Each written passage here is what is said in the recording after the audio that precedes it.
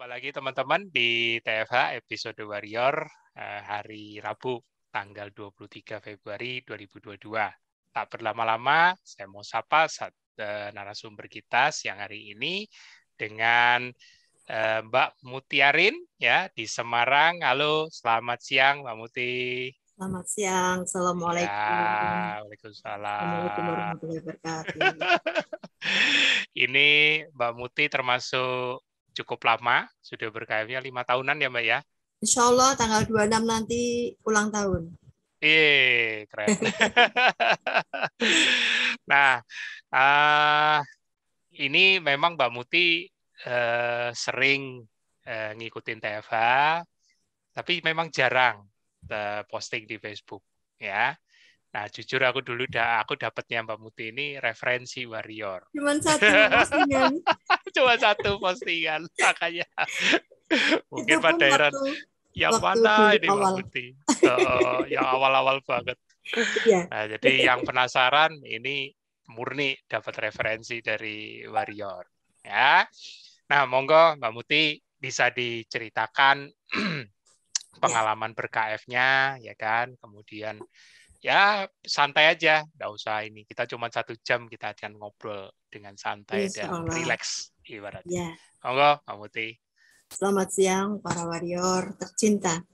Ya. Perkenalkan saya Ibu Mutiarin Pancanastiti, usia saya 51 plus.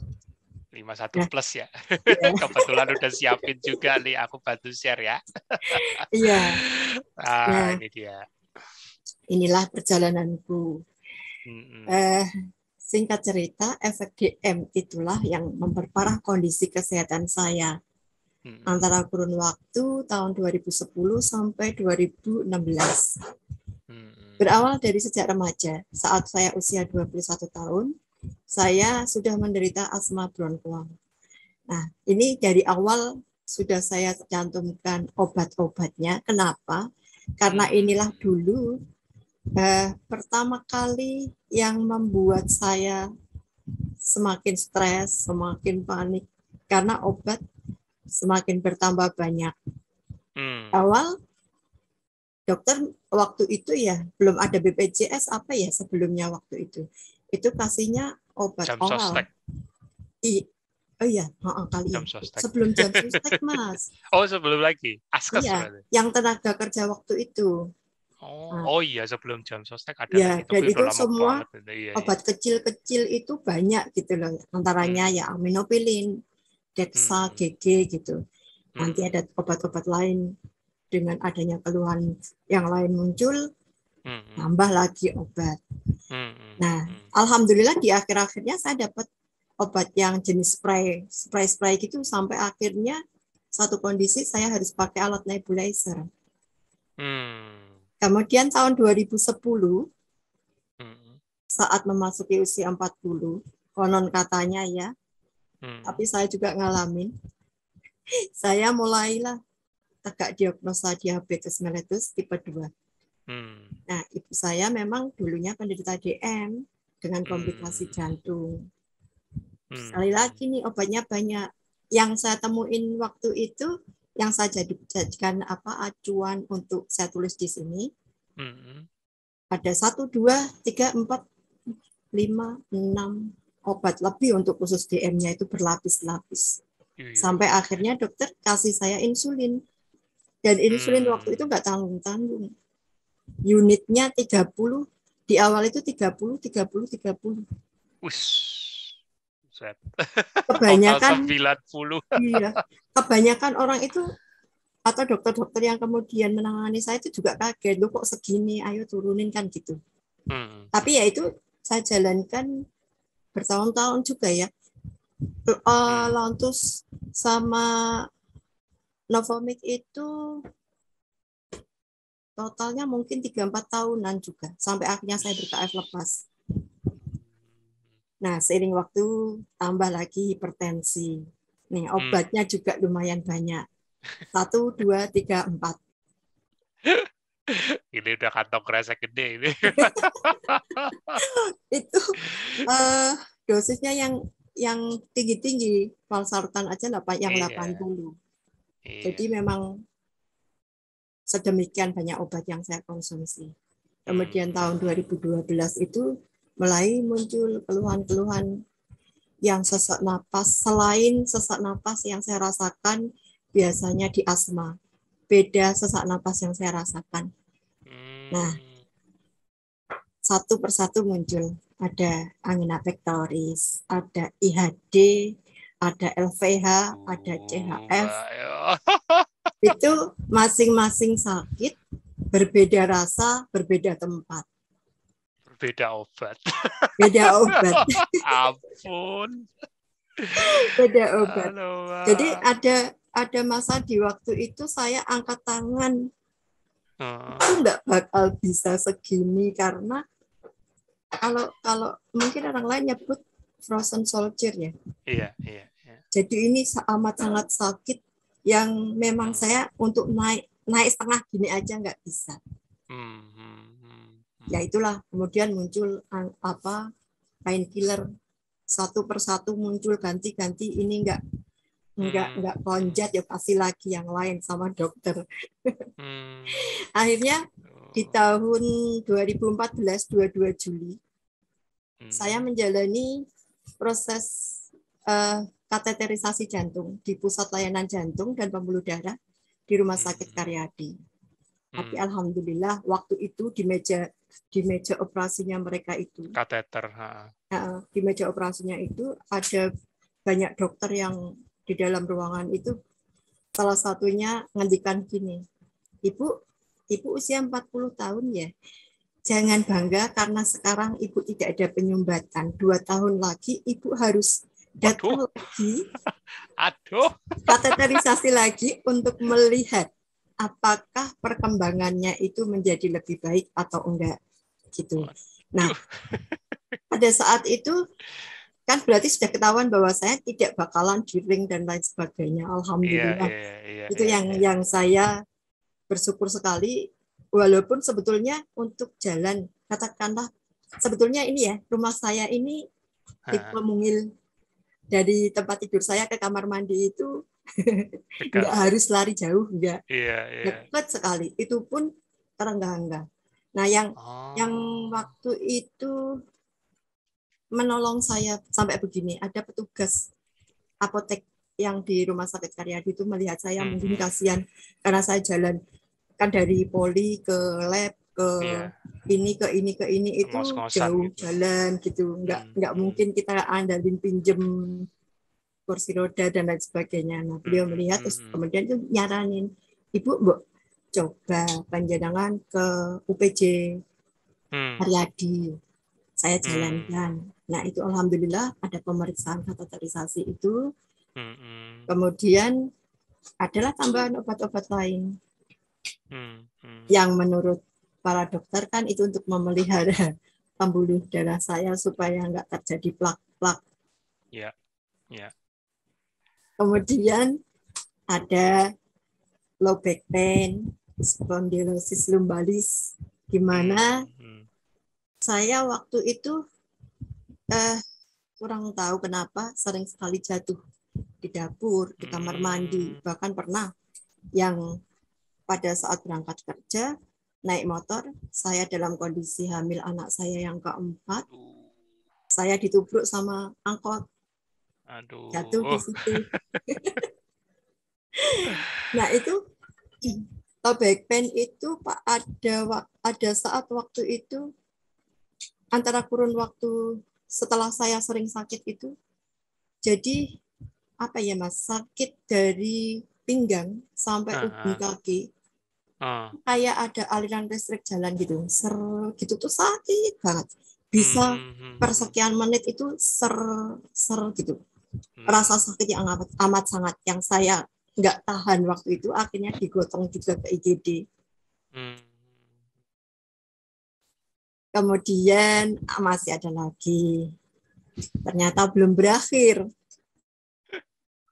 Keluhan itu jatuh dan lain sebagainya.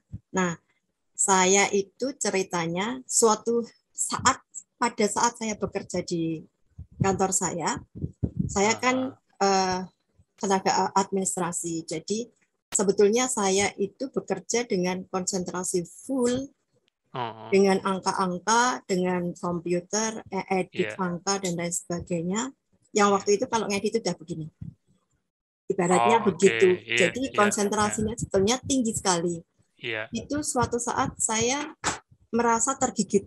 Cuman gini dok. Gitu. Kemudian saya bilang sama teman saya, aku kok kayak kecokot ya, ada yang ngerasani saya ya gitu kan. Biasa kan wong Jawa bilangnya begitu. Nah, ternyata itu semakin hari semakin sering terjadi. Sering terjadi. Kemudian saya konsulkan. Nah, waktu itu kan sudah rutin tuh cek ke rumah sakit Ketilang itu, akhirnya 1 bulan sekali datang untuk periksa, ambil obat, walaupun kadang copy paste. Nah, dari sana kemudian saya dilakukanlah proses pemeriksaan EEG ya. Kepanjangannya apa tuh? Elektroensefalografi. Ya. Nah, proses yang di situ adalah di kulit kepala saya ini kan rambutnya dipasangin kabel-kabel elektroda. Ya, itu banyak gitu. Yang di Ketilang itu prosesnya paling banter 2 jaman. Itu dilakukan beberapa kali, tapi ternyata enggak tegak juga diagnosanya karena saya komplain sama dokter sarafnya. Apa tuh penyakit saya sehingga saya harus melakukan tes kayak pemeriksaan ini kan gitu. Ibu ini didiagnosa dicurigai epilepsi. Nah, ini yang saya sangat marah. Saya marahnya itu marah ke diri sendiri, cenderung diam. Saya termasuk orang yang termasuk tertutup gitu ya. Jadi marahnya marah sendiri, dipikir dewe gitu ya. Marahnya itu karena salah satunya si dokter kan bilang, Ibu saya resepin ini. Nah, itu banyak ya. Ada penitoin, ada asam folat, ada depakot. Yang paling parah kan berarti kobalasamnya itu, karena itu termasuk penenang ya kalau nggak salah ya. Nah, beliau itu kalau di rumah sakit Ketilang itu kan modelnya itu bukan satu dokter selama sekian bulan terus-menerus satu orang yang sama, enggak Mas Budi. Jadi sekian bulan ganti dokter, sekian bulan ganti dokter. Dan saya frustasi. Saya frustasi karena lu kok ganti-ganti dokter, karena yang di Poli Dalam itu saya selama perawatan hanya 2 dokter lah, kecuali mereka cuti atau bagaimana. Jadi saya setelahkan kok ganti dokter lagi, nanti obatku mesti tambah lagi, ganti lagi gitu. Itu kemarahan yang saya pendam.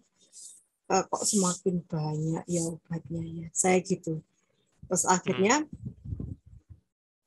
dirujuklah ke Karyadi lagi untuk dilakukan EEG long term. Jadi di sana saya menjalani proses itu 7 hari kali 24 jam, di mana ini tadi digelung Mas, kabel-kabelnya itu sampai digelung begini, panjang, terhubung sama komputer pengawas. Terus ini di depan saya, di atas begitu, ada kamera yang mengawasi saya selama 24 jam kali 7 hari itu. Di situ pun ternyata tidak tegak, benar tegak. Karena kan saya waktu itu ditanya, Ibu Ibu ngalamun, Ibu kelojotan. Nah, saya itu kan takut dibilang kelojotan. Enggak, saya tuh cuman tergigit. Tapi pernah satu ketika, waktu itu dalam waktu semalam, tergigitnya itu bisa lebih dari 5 kali. Jadi sudah tidur nyenyak gitu, tiba-tiba gitu. Nah, yang nampak, yang saya rasakan itu di lidah itu kan ada titik-titik perasa itu ya. Iya. Pada saat serangan, saya itu kan nggak yakin serangan, enggak dokter, saya cuma tergigit saya gitu. Pada saat serangan itu, kemudian satu titik itu mejoto. Apa itu mejuto? Mendul. Oh, Jadi keluar. mendul. Ya. Ya, jadi kayak dia keluar satu titik gitu. Terus bisa di kanan, bisa di kiri, bisa di depan gitu. Dalam waktu itu yang saya sangat panik itu, semalam bisa terbangun berkali-kali hanya karena kaget tergigit. Masuklah lagi ke IGD. Masuklah lagi ke ruang perawatan. Uyang dah. Nah, ini sempat dikasih tahu sama Mbak Muti nih, EEG seperti apa ya kan. Aduh, bener-bener deh tadi yang bilang 7 hari 24 jam. Astaga, Mbak. Jadi 7 hari 24 jam itu sambil pasang itu? Iya, ini terpasang semuanya di konde di sini sama perawatnya waktu itu. Terus kan udah diwanti-wanti, Ibu boleh silakan mau kerja mau ini. Karena waktu itu juga tetap ngerjain pekerjaan saya di kantor. Iya, saya juga ya sanggup laptop saya kerjakan gitu. Silakan Ibu jangan terpancang sama kamera ini. Alat-alat. Ya, seperti biasa saja. Mereka kan ingin membuktikan saya kelojotan atau enggak itu. Tapi di kayak dalam tanda kutip dipasung 7 hari di ruangan khusus. Iya. Aduh. Dan tidak boleh dikunjungi siapapun. Astaga. Hanya suami saya yang menemani saya. Sekali waktu diizinkan anak saya. Anak saya waktu itu masih kecil-kecil semua, Mas. Astaga. Yang paling kecil itu dulu masih SD. Dan setelah 7 hari pun tidak tahu ini masih apa. Oke, lanjut. Lanjut ya. Nah, tahun 2015 mulai saya di lab gitu, urium kreatinin, tapi saya kurang paham. Jadi saya kemarin coba cari hasil ronsen dan sebagainya, labnya nggak ketemu, mohon maaf. Iya, nggak apa-apa. Intinya adalah ada gangguan fungsi ginjal. Nah, karena saya nggak ingat pasti obatnya itu apa, tapi waktu itu begini, saya dikasih resep keluar, harus beli sendiri. Obatnya kayak yang gel-gel itu yang diudek-udek gitu. Oke, yang tapi diaduk-aduk ya. Ya, dia sebetulnya memang ekstraknya ikan malas itu sebetulnya. Tapi saya memang terus terang dari awal tuh tidak terlalu suka ikan. Jadi aroma itu sangat mengganggu saya. Terus saya balik lagi ke dokternya.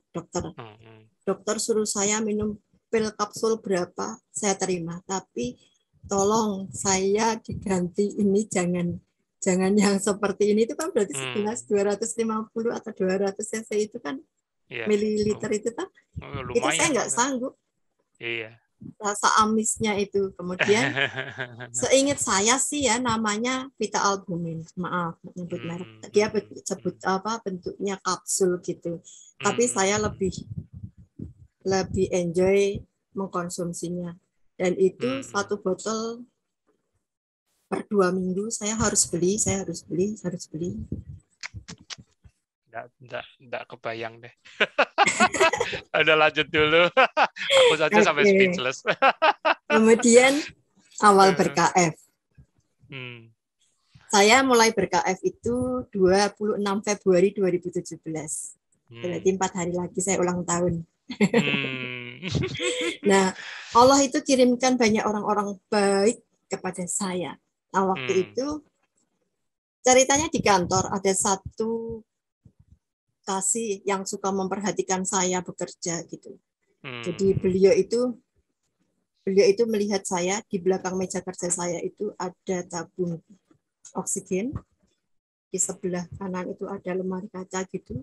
Isinya nebulizer, ada blender, ada gembolan makanan. Sanggup karena udah nggak bisa lagi makan ke kantin, jadi harus makan versi sendiri. Nah, beliau dan nebulizernya udah standby di kantor ya. Iya, kalau nebulizer itu pulang pergi, Mas. Karena malam kalau takutnya kita membutuhkan, jadi ini berangkat bawa, pulang bawa. Tapi kalau tabung itu di rumah dekat tempat tidur saya ada satu, di kantor ada satu. Nah, suatu ketika mereka melihat saya pas sesek amat sangat. Dan saya itu modelnya waktu itu jadi enggak peduli sama orang. Ngerasain sakit yang saya derita itu kan gini, masa bodoh, ngelihat saya, lihat Pak. Jadi orang yang ada di ruangan saya itu waktu itu juga gini, segitunya gitu. Dan teman-teman saya paham kalau saya udah begitu, maka saya lakukan sendiri semua. Pertolongan pertamanya saya lakukan sendiri semua. Saya pasang selang oksigen itu, mereka melihat. Nah, mungkin saya juga nggak tahu pasti Pak Umbaran Dipo itu melihat saya saat itu atau tidak, saya kurang pasti, tapi beliau yang paling care. Datang berkunjung lagi ke ruangan saya. Beliau tanya, Mbak, saya kalau nama kecil saya kan Titis, Pancanas Titi, dipanggilnya Titis. Mbak Titis, mau nggak sih berikhtiar sembuh? Mau, Pak. Gitu. Nah, sebetulnya sebelum itu, di akhir tahun 2016 itu, Mbak saya itu sudah mengupayakan, ya caranya adikku ini bisa ringan, bisa ringan penderitaannya. Nah, waktu itu ada diet tuh Mas, yang hanya raw food, sayur buah itu yang iris blender itu saya ikutin 3 bulan. Jadi saya memang kebetulan sebelum KF sudah tidak terlalu sering makan nasi. Karena itu memang anjurannya kan raw ya, raw veget. Nah, itu yang saya bawa, gembolan makanan itu yang saya bawa ke kantor. Nah, beliau bertanya begini, Mbak Titis itu apa? Itu sayur Pak, apa aja? Ini. Terus makannya pakai apa toppingnya? Ya ini sambal kacang. Terus kacangnya pakai apa? Pakai gula. Boten Bapak pakainya kurma. Jadi waktu itu kan pemikirannya adalah kurma itu aman kan gitu. Iya. Terus dikasih apa lagi sambelnya di situ? Ini saya sangunya ya kurma, kacang, lombok, bawang, apa yang satu lagi itu. Nah intinya menurut saya itu sudah paling hebat, paling sehat kan gitu. Ya. Kemudian beliau mulai membuka wacana saya. Ini loh, Mbak Titis tahu enggak ini begini, sayur itu ada karbonya begini gitu. Tapi masih belum seengah itu Pak Mas. Belum langsung klik gitu. Rutin beliau rajin ke ruangan saya tanya gitu. Akhirnya mulai kirim artikel yang itu start protokol, hanya artikel itu belum PDF. Kemudian menjelaskan, ini nggak boleh tepung, nggak boleh gula, nggak boleh ini, hati-hati sama kornet, sama sarden, ini ada begini begitu. Oke. Tak diamin gitu, aku mencerna gitu. Akhirnya waktu itu kan HP kan belum secanggih yang sekarang bisa dan lain sebagainya tuh Mas. Iya. Dan saya memang bukan pengguna Facebook waktu itu, beliau begini. Mbak Titis tolong ya, HP-nya diinstal FB. Terus nanti masuk ke sini, kasihlah beliau link gitu. Enggak Pak, saya enggak suka Facebook. Saya enggak suka. Jangan begitu. Jadi kalau mau berikhtiar sehat itu ya harus mau membuka diri. Nah, waktu itu kebetulan Semarang itu mau ada kopdar yang pertama kalau nggak salah di hotel apa itu. Ya. Ciang tahu itu, pelopornya Ciang tuh. Nah, saya dikasih tahu begitu, saya masih nggak pengen datang karena ya memang kesulitan berjalan dan lain sebagainya. Iya, masih kondisi berat-beratnya gitu. Terus saya gini, enggak apa, saya nggak mau. Ini loh sudah ada komunitasnya. Ayo masuk ke situ gitu. Enggak apa, saya enggak. Oke, saya dalam hati. Oke, nanti sore saya pulang, saya minta anak saya install Facebook. Komentar anak ya begini.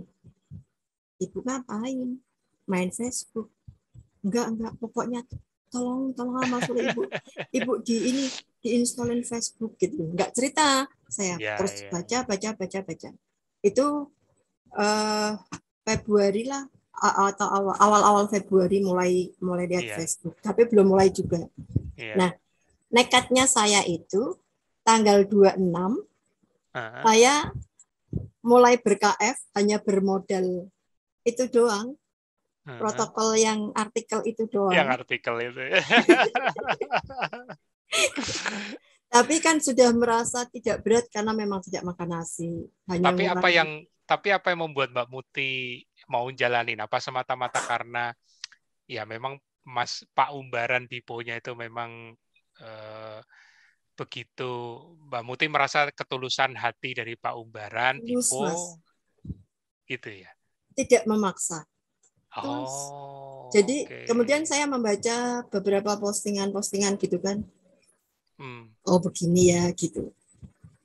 Jadi baru saya itu baru di situ mulai dapat ngehnya, mulai dapat. Iya, iya. Oke. Dan belum ada WA-nya ya, walaupun sebetulnya di beberapa tempat sudah ada WA grup, tapi saya belum masuk waktu itu. Terus kemudian saya tanggal 26 itu lakukan, tapi begini, karena saya sudah tidak makan nasi terlalu sering, ibaratnya bukan lagi konsumsi yang harus, dan saya memang kondisi waktu itu tuh sudah sering berpuasa. Iya. Ada masa saya sakit, kalau nggak salah tahun 2014 itu, Ramadan 2014 itu, saya sakit di bulan Ramadan 1 bulan full. Hari pertama, saya sudah di tempat tidur tuh suami udah bilang, nggak usah puasa, muka gitu. Saya tuh bertahan, karena memang bagi saya itu kalau puasa itu eman banget ya, kalau mokel gitu ya. Iya. Puasa apa muka gitu, saya nggak mau. Maghrib Mas dikasih minum, langsung digotong ke IGD. Oke. Nah itu seingat saya tahun itu kira-kira itu puasa Ramadannya hanya 29 hari dan saya puasa hanya 1 hari. Ya, sudah. Itu tuh membuat gelo saya, tapi kan apa daya yang di rumah sakit ya, diinfus dan lain sebagainya. Ya. Nah, itu yang setelah tahun 2017 itu saya sudah terbiasa puasa, terbiasa tidak makan nasi dan lain sebagainya. Jadi alhamdulillah diberikan kemudahan. Tidak yang baper dan lain sebagainya, itu alhamdulillah tidak. Kayak sudah dilatih sebelumnya ya, walau dalam kondisi sakit sebelumnya. Iya, betul. Nah, kemudian tanggal 26 itu saya memberanikan diri. Minta tolong di Facebook. Kalau Mas Budi nemukan, ya itu satu-satunya postingan saya. Tolong saya. Tolong saya, kalau boleh saya mau konsultasi sama Mas Tio. Waktu itu ada Mbak Malang, kalau nggak salah namanya Mbak Yunani gitu ya. Sabar ya Mbak, ini nomor Mas Tio kalau mau konsultasi. Saya hubungin, saya chat. Saya chat tanggal 26, Mas Tio jawabnya 27 malam. Itu kondisi saya bengkak ya. Memang di tahun 2016-2015 setelah tadi ada kegagalan fungsi ginjal itu, saya semakin gede. Dan itu menurut dokter yang waktu itu terakhir merawat saya, begini, Ibu, kalau Ibu nggak nurunin berat badan, nggak ada satu dokter pun yang mau menolong Ibu, karena nggak akan bakalan bisa kalau cairan itu udah naik ke paru-paru. Jadi waktu itu tuh perut saya, sama dada saya, lebih tinggian perut. Dan kondisi kaki itu kayak kaki gajah gitu. Bengkak setiap hari. Nah, waktu saya chat sama Mas Tio itu, kondisi saya seperti ini, Mas, gitu. Beliau di chat, saya nggak telepon itu karena nggak tahu ya. Kemudian beliau itu memberikan patokan-patokan yang saya itu ingat, ya poin-poin itu. Jangan langsung lepas obat, jangan puasa, tunda sarapan di jam 9. Udah biasa nggak makan sampai siang gitu, udah biasa. Utamakan makan di menunya. Ini yang saya angkat tangan, Mas. Saya memang kurang suka ikan, jadi salah satunya itu gigi saya itu kecil tapi renggang gitu. Kalau suruh makan ayam, daging, kalau ikan itu di aromanya ya memang ya. Kalau ayam, daging gitu, saya merasa bahwa sakit nyelilit kan, sakit, saya iya. kurang suka gitu. Kemudian tambahkan omega 3, rutinkan minum kaldu, pastikan BAB lancar supaya lambung tidak fluktuatif, obat dikurangi setengah bila sudah stabil di 150. Kemudian minumnya disesuaikan dengan pipisnya. Mas Tio waktu itu langsung begini, ada kan gangguan ginjal? Mas Tio, ini saya waktu itu sudah sudah ada yang kasih masukan-masukan, harus minum 2 liter, harus minum 2 liter kan gitu. Saya coba, Mas. Alhasil begitu. Ini teman-teman yang nyaranin kan harus 2 liter, Mas Tio. Enggak, aku enggak ngajarin gitu. Sesuaikan sama kondisi masing-masing gitu. Nah, memang pernah dalam masa saya di Opnam itu ada waktu saya dijatah minum. Jadi memang diinfus tapi dijatah minum sekian mililiter per hari. Jadi cuma disendokin gitu. Nah, semakin mantap ber-KF itu setelah tanggal 16 September 2017 Semarang ngadain seminar pertama. Iya. Itu saya sudah ikut ke WAG Group. Saya dihubungin sama salah satu ini panitianya, Bu Muti, minta tolong Bu Muti ini ya. Testimoni apa-apa ya. Nah, itu saya naik panggung bersama almarhumah Dr. Sofi. Waktu itu beliau juga diabetes juga. Di situ saya ngejar Mas Tio. Mas Tio, saya kondisinya begini gitu. Oh ya, oke begini. Muncul ininya ya, aksesnya salah satunya begini. Coba Mbak Muti cari deh. Yang waktu itu yang chat pertama kan langsung kasih tuh omega 3 yang mahal itu waktu itu. Nah, di pertemuan seminar itu saya diberikan satu nama Kalmaxing. Kalmaxingnya Nordic juga. Cuman kan berat tuh ya. Lumayan. Omega 3-nya juga lumayan waktu itu. Nah, artinya bahwa vitamin, suplemen, itu bagi kita yang membutuhkan, ya memang kita butuhkan. Jadi, untuk teman-teman yang sehat, yang tanpa keluhan, mungkin tidak memerlukan itu, tidak masalah. Gitu. Nah, akhirnya saya sudah nih pendampingan beberapa suplemen itu. Dan itu berjalan sampai sekarang, walaupun ada yang hilang, Kalmaxingnya udah enggak. Kemudian tahun 10 September 2018, alhamdulillah Semarang adain lagi seminar. Saya ketemunya sama Mas Tio, Mas Bobi, sama Pak Kobal, Mbak Anasari. Iya. Di situ. Nah, akhirnya saya kejar lagi kan, saya ngikut. Karena saya panitia, termasuk panitia. Saya bilang, aku mau ikut acara ini malamnya ini gitu.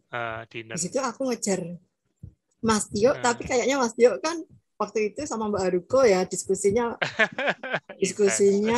asik gitu. Terus aku deketin Mas Bobi nih. Apa penyebabnya? Kan tetap tuh waktu itu gangguan tidur itu bukan gangguan tidur ya, memang begitulah.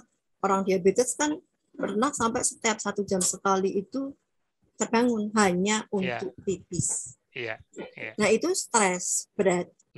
Jadi kayak ke kamar mandi yang cuman sekian meter aja itu antara melek merem, lari ke kamar mandi memang harus pipis. Nah itu stres di situ. Nah yang saya cerita Mas Bobi waktu di situ itu tidak terus terang kan saya epilepsi, saya waktu itu masih belum memaafkan diri saya. Jadi saya hanya dibilang begini Mas Bobi, gini gitu. Nah, waktu itu Mas Bobi itu ngurain ke saya sih masalah manajemen stres. Cuman masih nggak mudeng-mudeng juga karena saya mungkin kan ditutup istilahnya nggak mau terbuka. Iya, nggak mau terbuka. Jadi marah gitu. Isinya itu begitu kok kondisi saya kok gini, kok hidup kondisi saya menjadi begini gitu. Nah, ada satu alasan lagi kenapa saya ber-KF. Ini kadang-kadang pengen nangis. Gak apa-apa, Mbak. Tahun 2011, saya dan suami mendapatkan porsi haji. Tapi di tahun 2012 itu penyakit saya kan mulai nih nambah. Ya, dan obat dengan munculnya keluhan jantung dan lain-lain. Dan dalam tahun-tahun itu saya sempat tidak bisa sholat dengan normal. Tumak nina gitu enggak. Jadi saya sholat dengan duduk. Kadang dari duduk di saja. Kalau misalnya kalau di kantor itu saya enggak di musola kantor enggak. Saya masuk lagi ke ruangan, saya masuk ke dalam ruangan itu. Nah, sholat di situ dengan kursi. Nah, itu tuh yang saya rasain begini. Pada saat waktu angkat sujud kedua itu mau berdiri itu udah enggak nyandak napas, penas sekali itu jatuh, lempang gitu, nangis. Nah itu yang pengen saya, ya, ayo. Mau sampai kapan gitu ibaratnya? Ayo kan gitu. Iya. Nah, waktu ditanya Pak Umbaran mau ikhtiar sembuh, ya mau. Nah kebetulan pelaksanaan itu dapat porsi hajinya 2011, tapi kami berangkatnya di 2019. Mundur terus. Jadi dalam masa itu tuh ya bingung ya gini, Mbak saya itu, kamu kan mau haji, jadi haji itu ibadahnya ibadah fisik. Apa ya mah gini kan gitu. Oh ya, dalam hati itu ya. Harus tahuin diri lah ibaratnya. Iya. Dan selama 2012 itu sampai 2016 itu saya keluar masuk rumah sakit itu bisa 4-6 kali setahun. Di rumah sakit 2 minggu, di rumah 2 hari, masuk lagi. Pernah dalam kondisi seperti itu. Nah, itu tuh saya dulu punya satu istilah kode sama saudara kandung saya sama teman-teman saya. Jadi sering sekali pulang kerja saya empet di kantor tuh saya empet. Pernah sekali kan ada begini, ayo Mbak, tak anterin. Mbak mau ke rumah sakit mana? Ada orang asuransi yang ya dia nggak tekne saya gitu kan. Ayo Mbak Titis mau kemana? Tak anterin gitu. Saya enggak mau, enggak nanti saya gitu toh. Pulang dari kerja itu diboncengin sepeda motor. Itu udah ngelendot. Jadi bahu suami saya gitu, tangan saya udah begini. Yang satu udah di sini udah ngelendot gitu. Kebetulan tas saya itu yang talinya panjang lewer di sebelah kanan gitu. Ada pengendara lain yang ngelakson gitu. Pak, hati-hati Pak, ibunya mau jatuh kan gitu. Ya sudah dipegangin. Nah itu saya itu gini, Pak, ya mampir gitu. Kodenya gitu. Itu. Kodenya itu. Ini kata sandinya. Malam itu saya WA sama teman saya, Mbak, aku piknik gitu. Piknik. Iya.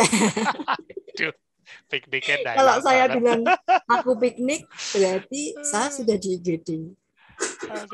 Nah ada satu kali juga gitu. Saya di WA grup keluarga gitu ya. Belum grup waktu itu belum ada grup. Cuma saya bilang aku di IGD Mbak. Nah udah pulang saya bilang lagi aku di IGD Mbak gitu. Mereka Mbak saya sama adik saya itu langsung gini, ayo naik Semarang gitu, ayo naik Semarang, Titis masuk rumah sakit lagi gitu. Terus akhirnya itu yang membuat saya sebentar lagi harus beribadah haji, tapi kenapa sedemikian kelemahan saya ya, tubuh saya nggak bakalan mampu. Menunjang itu yang kemudian alhamdulillah kesel. Ibaratnya ya. Kesel menjadi menjadi lebih punya motivasi untuk lebih sehat, bisa berjalan gitu. Nah, berawal dari yang seminar kedua itu, kenalah saya sama Pak Kobal, Mas. Setelah itu saya menjelang keberangkatan itu kan ceritanya ada pemeriksaan medical check up yang komplit syarat untuk berangkat itu. Ceritanya stres, Mas. Setiap kali itu kan dijadwalkan tanggal sekian sampai tanggal sekian. Setiap kali suami saya begini, ayo Bu, puskesmas. Nggak tahu nanti mau difoto ronsen kan? Nggak, stres. Terus saya chat sama Pak Kobal, saya begini. Beliau itu memberikan nasihat yang ayem gitu loh. Jangan takut, begini. Kebetulan hasil pemeriksaan itu saya masih terbaca IHD. Nah, itu sebetulnya dari sejak KF 2017 itu saya tidak lagi berkunjung rutin untuk periksa rutin lagi ya ke rumah sakit ya. Jadi hanya sekali waktu gitu. Nah, pernah suatu ketika kan dikasih obat gini, Pak, saya nggak minum ini. Dokternya marah. Nah, ini kolesterolnya tinggi, jadi simvastatinnya harus tetap konsumsi. Saya cuma minta obat asma karena memang nggak tahu kenapa ini asma memang di perjalanan saya ini yang paling lama dibongkar. Oh ya, waktu itu tuh Mas Tio bilang sabar ya Mbak, ibarat itu yang bilang Mas Tio atau siapa ya, lupa ya, ibarat bawang itu berlapis. Ya, dilupasnya itu satu persatu. Memang yang saya diringankan itu pertama keluhan jantungnya. Kalau itu waktu itu kan misalnya angin apektaris yang ibaratnya orang kayak masuk angin itu, IHD itu yang keluhannya begini kayak dientepi beras sekarung. Terus yang LVH itu begini, venanya yang nggak berfungsi kan gitu. Nah itu masih dalam kondisi yang tidak bisa nerima itu diberikan nasihat itu. Ibarat bawang berlapis itu cara ngupasnya ya selapis. Itu insya Allah itu sampai tahun ketiga itu ya. Itu masih muncul ini. Iyalah, mau minum obatnya aja dari umur 27 tahun. Tapi saya pernah Mas di Paido sama satu warrior. Kan ceritanya dia asma juga. Nah dia bilang begini, "Loh, saya saja hilang asmanya." Oh iya, mungkin saya gitu ya. Saya gitu. Tapi benar Mas, sampai saat ini pun walaupun tidak seberat waktu itu kan sampai bunyi ngiknya orang lain pun dengar. Alhamdulillah sih sekarang sudah jauh lebih baik dan progres kesembuhan itu ibaratnya apa ya Mas? Inilah harusnya bentuk rasa syukur yang perlu kita untuk bersyukur. Ini bukan sekedar ini loh KF aku sembuh, bukan, tapi justru kita bersyukur kepada Gusti Allah itu yang membuat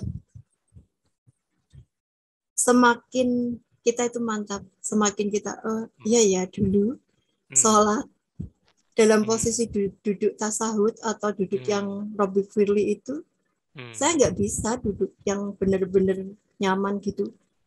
Jadi kalau sholat itu cari dinding supaya kalau jatuh itu masih ada senderan. Nggak sampai geblak. Begitu-gitunya gitu.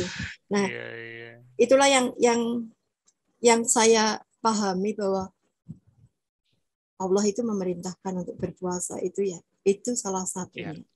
Jadi untuk kebutuhan kita sendiri tidak cuma spiritual tapi juga untuk melatih kesehatan kita dan lain sebagainya. Melatih. Memang betul kok. Jadi ini luar biasa ini testimoninya Mbak Muti. aku aja sampai baru sebenarnya waktu telepon kan kita udah cerita ya Mbak Muti, tapi aku baru ngebayang clear-nya itu seperti ini. Paling ini bisa dilihat nih teman-teman ya. Resepnya aja sampai segitu, Cibud. Ini Pak Azul Yusri, Pak Dokter Azharul. Ya. Azharul, ya. Yang waktu saya kena COVID itu sampai gini. Hah? Yo, Mbak, sampai kena COVID juga, Mbak. Itu kan saya memaksa, Mas. Saya memaksa karena kami kan isoman, akhirnya positif berlima.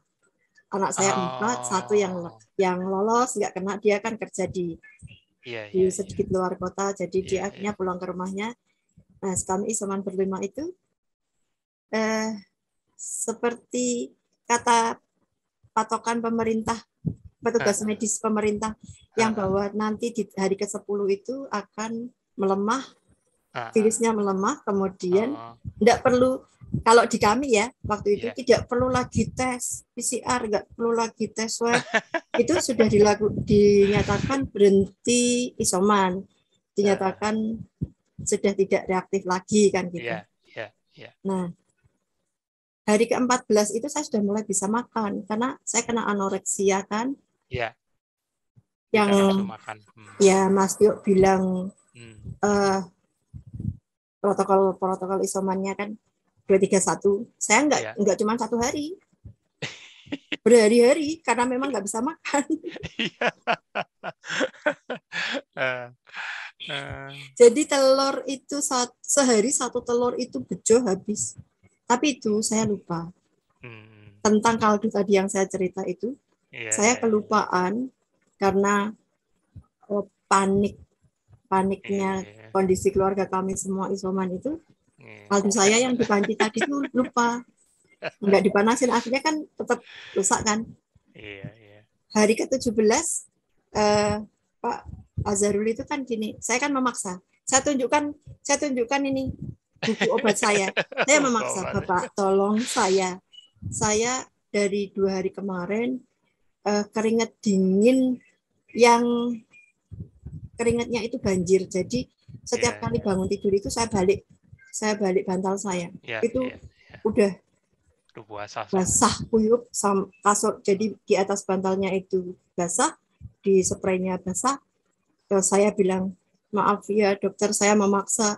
Ini obat saya yang dulu. Tolong pilihkan. Saya sudah lupa. Kaget dokter Azharul. Ya, terus beliau bilang begini, Ibu maaf, saya itu memang membantu warrior yang COVID, tapi saya sebetulnya dokter spesialis kebidanan, jadi saya tidak punya kompetensi yang ke situ. Saya berikan nomor Bu Irma Suryani. Terima kasih Bu Irma Suryani. Nah, hari ke-17 itulah saya chat bisa langsung begini karena Pak Azharul kan bilang begini. Ibu bilang aja ya dari saya gitu. Dia langsung jawab waktu itu. Ya Ibu, apa yang bisa dibantu gitu. Saya cerita lagi kronologi saya penyakitnya begini-begini. Kemudian obat ini saya share lagi. Waduh, sedemikian banyak obatnya gitu. Nah, akhirnya beliau kan mencoba menggali saya, menggali. Ibu ini ya takut ya. Ada kekhawatiran tentang kematian ya. Iya. Langsung iya. Jadi waktu itu ya Mas, kan hari ke-14 tadi udah mulai bisa makan itu. Lodeh udang tahu. Itu saya senang banget. Lodeh udang tahu itu.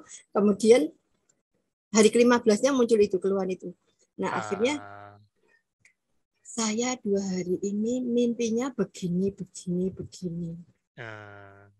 Itu yang membuat saya ngeri. Memang pada saat suatu ketika saya terbangun itu, mulut saya itu terbuka.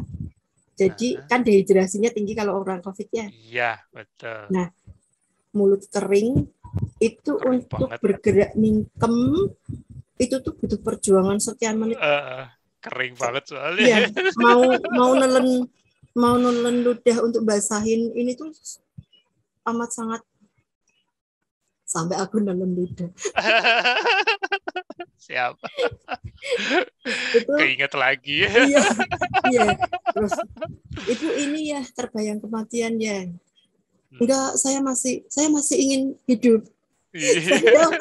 saya pengen 2 minggu lagi itu saya mantu anak saya laki-laki. Ya harus semangat. Itu yang kemudian diresepkan 2 macam, kopi hidrogel sama apa ya yang satu itu. Kenapa ya saya begini dokter? Jadi memang orang yang terpapar COVID itu, apalagi ibu kan komorbid, jadi semua dibongkar. Nah yang paling parah tuh itu ternyata. Nah ini nggak lepas dari bantuan teman-teman juga. Teman-teman saya yang tercinta. Ya itulah namanya family by lifestyle begitu Mbak Muti.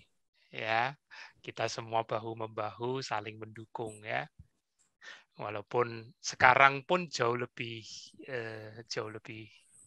komprehensif karena kita sudah punya banyak tenaga kesehatan yang sudah pro, ya kan?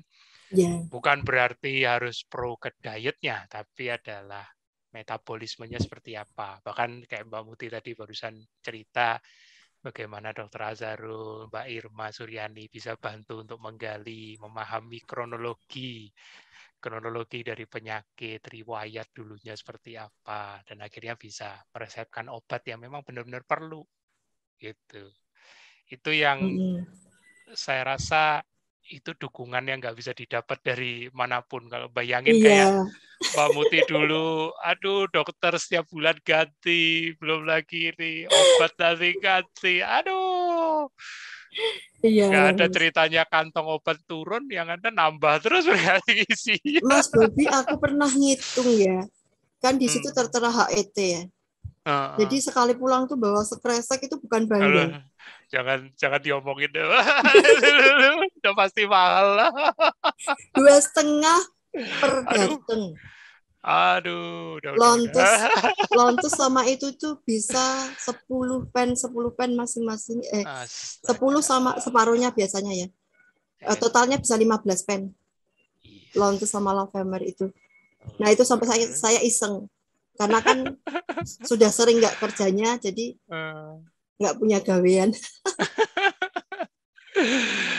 Aduh. Nah, bagi yang belum tahu Mbak Muti dulu seperti apa, ini transformasinya. Keren ya. Jangan diolok-olok ya. Kalau tahunya foto mungkin cuman, ini obes, overweight, tapi di balik itu rupanya perjuangannya luar biasa. Bukan sederet lagi, udah koleksi penyakit. Dan itu semakin bertambah. Iya, bukan dimauin, ya pingin sembuh. Tidak ada orang yang tidak kepingin sembuh. Tapi ya itu tadi, di antara kegalauan dan kebimbangan yang luar biasanya, Tuhan kirim orang yang tepat. Nah, itu. Ya. Alhamdulillah. Tapi bukan cuma berhenti di situ. Tuhan bisa kirim orang yang tepat. Tapi tergantung dari kitanya sendiri, dalam hal ini Mbak Muti, ya kan. Namanya aku tadi nanya, apa yang membuat tertarik? Benar-benar mau jalanin. Kan awalnya kan nggak terlalu nggak terlalu. Masa bodoh. Iya, masa bodoh. Udah merasa benar. Iya.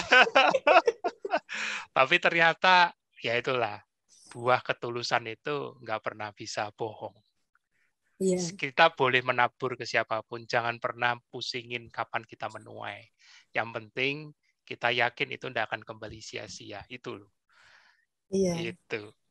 Jadi justru Mbak Muti tersentuh dengan ketulusan, nggak tahu ketulusannya dari kapan, tapi tahu-tahu, gitu aja udah. Dan memang ada kerinduan secara spiritual, ada panggilan haji yang belum bisa digenapi waktu itu sampai 3-4 tahun harus sholat dengan keterbatasan. Itu aku nggak bisa bayangin memang. Yeah. Aduh, rasanya juga gimana gitu.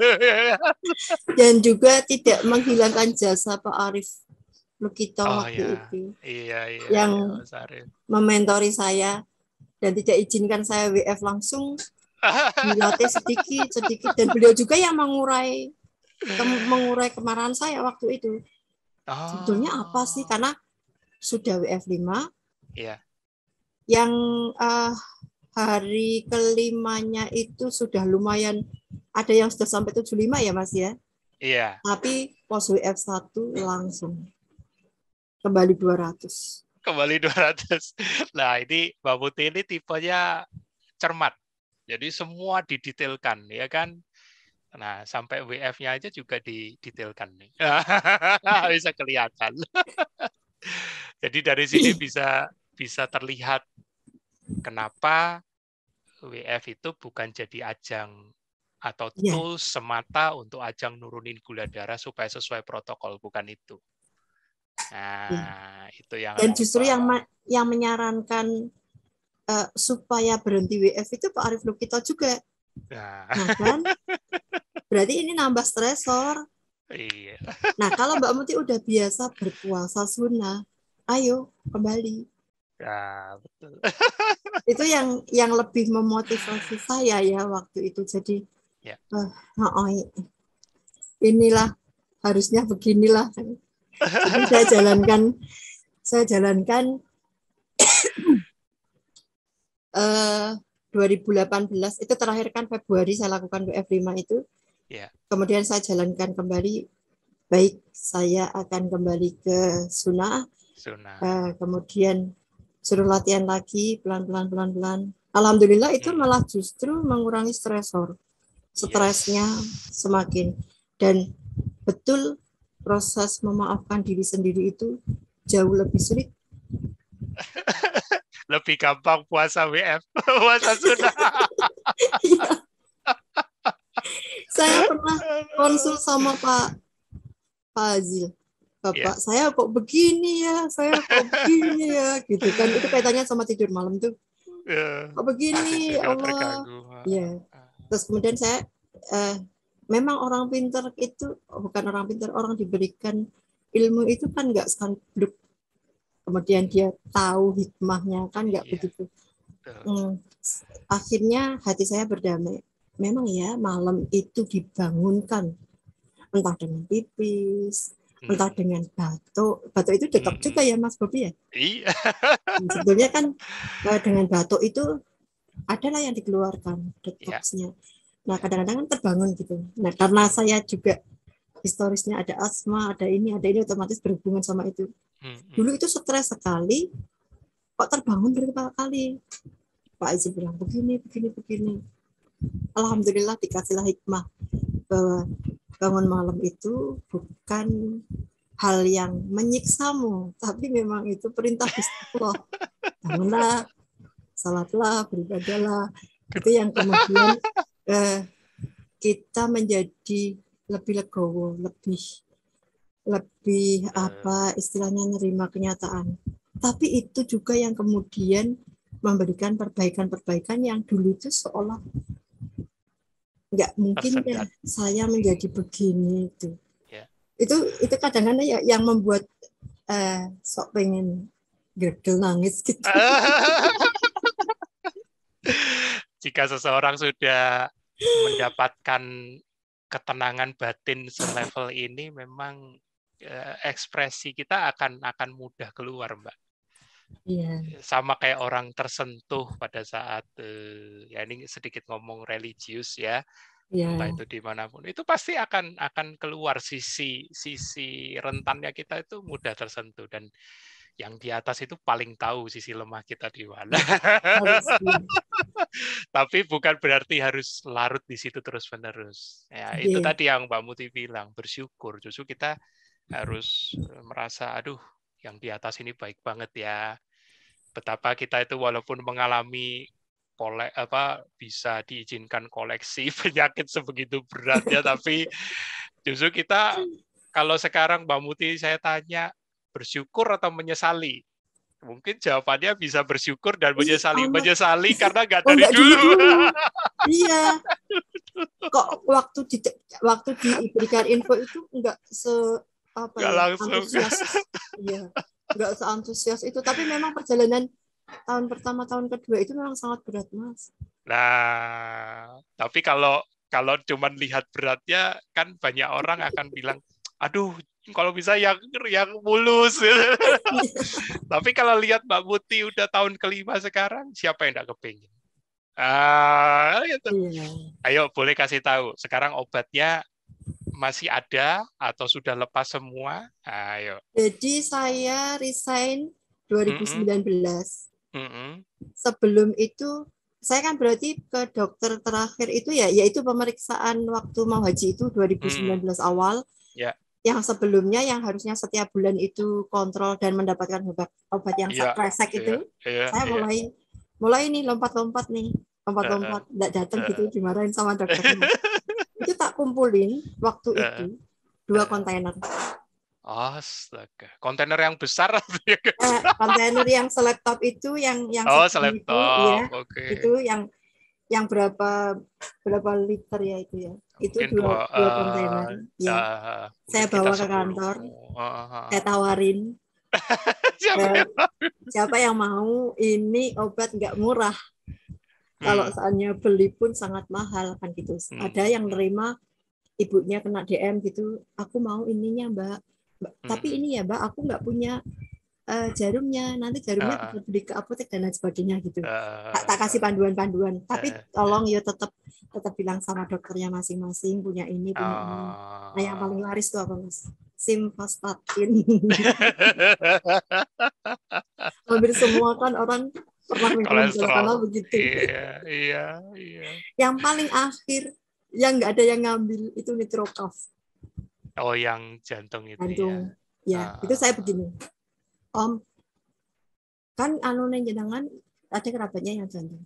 Om, iki rak gelem ta Om? Iki larang lho Om, sak dus 200 lho Om. Saya bilang begitu. Mbak, ojo ndongakne wong lara jantung. Lah enggak iki maksudnya tak beli kan kalau misalnya BPJS waktu itu 3 jam stok harus kan beli sendiri. Dan itu kalau beli nggak cukup sedus 2 dus gitu saya waktu itu. Sering kosong berbulan-bulan. Jadi standby ya. Iya. Berarti obat sudah lepas semua? Alhamdulillah lepas karena waktu itu ada apa ya? Ada semacam propaganda ya. Bukan propaganda. Maksudnya begini, ayo lepas obat, aku aja sekian hari, Mas Budi tahu orang. Oh, oke. Aku sekian hari aja aku bisa lepas obat. Tapi dari situ nekat saya lepas obat DM oral, lepas obat jantung, semua obat jantung, lepas. Cuman kemudian akhirnya chat Mas Tio yang kesekian itu diwanti-wanti, tolong ini insulinnya jangan dilepas, turunkan dulu. Akhirnya waktu itu turun dari mulai 10 akhirnya turun 505, akhirnya cuma 1 kali gitu. Akhirnya merasa udah enak, tubuh kok nggak merasa butuh lagi insulin. Akhirnya itu dapat katakanlah 10 sampai 15 pen, saya masukkan kulkas, saya simpen. Nabung stok obat. Bener 2 kontainer aku tuh sampai waktu itu gini obatku dulu. Ada sih fotonya tapi ya nyarinya sudah. Luar biasa. Obat 2 kontainer lebih ya, akhirnya bisa lepas semua dari beragam semua jenis obat. Ya, tapi butuh waktu, butuh perjuangan, butuh meyakinkan diri sendiri dan memaafkan diri sendiri. Nah, itu Mas, itu. Kalau udah bisa nerima diri sendiri dan memaafkan diri sendiri, pasti akan tergantung obat. Stres itu pasti akan menghinggapi itu. Kadang masih muncul Mas, ya mantan DM. Saya bilang kok gemedemen ya mantan DM ya. Maksudnya begini, orang-orang DM itu kan neuropatinya, apanya itu kan masih suka muncul. Jadi kadang-kadang merasa begini, tidur gitu, kok kaki agak tebel-tebel, agak ada yang nyucruk. Itu kadang-kadang masih muncul, sekali waktu masih muncul gitu. Tapi ya alhamdulillah semakin lama semakin. Intinya tadi ternyata bergeraknya itu. Aku ngikutin teladannya Mas Hasil, tak tambahi ya cara melihat gejala yang muncul. Jadi Mbak sekarang malah beruntung punya alarm stres. Iya. Waktu itu ngalaminnya nggak terima. Iya. Kok nggak beres-beres. Oh, dikasih sensor baru, lebih pakem. Tapi salah tangkap, tapi tidak apa-apa. Tidak semua orang memang, ya itu yang aku bilang manusiawi. Kadang-kadang udah merasa, aku sudah KF, harusnya menurut pemahamannya harus membaik, dan sama sekali nggak sakit. Wah, itu indah kalau bisa begitu. Iya, betul. Prosesnya itu bisa naik turun kayak roller coaster. Iya, kadang-kadang udah merasa enak kan? Lupa kan? Lupa. Itu. Nanti tubuh kasih sinyal lagi. Oh, kamu nih, ini nih, gitu kan? Iya. Aduh, thank you Mbak Muti. Nggak terasa loh 1 jam lebih. Iya. Maaf lebih waktu. Nggak apa-apa. Loh, ini kalau diterusin memang nggak selesai. Kita belum ngomong up and down ya, tapi sudah ada gambaran ya. Iya. Karena Mbak Muti juga tadi sempat udah kasih beberapa begitu kemarahan ya kan, kemudian galau dalam proses perjalanan lepas obatnya sampai di posisi sekarang itu sesuatu yang luar biasa. Alhamdulillah. Ya, luar biasa. Thank you Mbak Muti. Moga-moga kita bisa ketemu lagi ya. Insya Allah. Syukur kalau bisa offline. Ya. Konon nih di Jakarta udah mulai banyak offline ya. Belum juga, kan sempat melandai waktu itu terus naik lagi dan kita harus ngikutin ya. Karena kita nggak mau jadi klaster nanti. Kepengen silaturahmi tapi jadi klaster repot ya. Kita bisa silaturahmi virtual. Betul. Oke, thank you Mbak Muti ya. Sami-sami. Oke, teman-teman, waktu juga yang membatasi walau rasanya masih banyak cerita unik dari Mbak Muti ini, Warrior KF di Semarang yang bisa kita kupas, kita mau belajar sama-sama. Tapi aku yakin sebagian besar teman-teman sudah paham, ya sudah bisa menangkap, dan tinggal sekarang kendalinya ada di teman-teman. Teman-teman mau menjalani atau enggak, kendali masih di tangan teman-teman tetap. Ya, jangan lupa Sabtu ini masih ada episode TFH lagi bersama Mas Tio dan juga Nakes. Siapa dia? Stay tune aja di pengumumannya. Oke, sampai jumpa dan salam sehat. Dadah.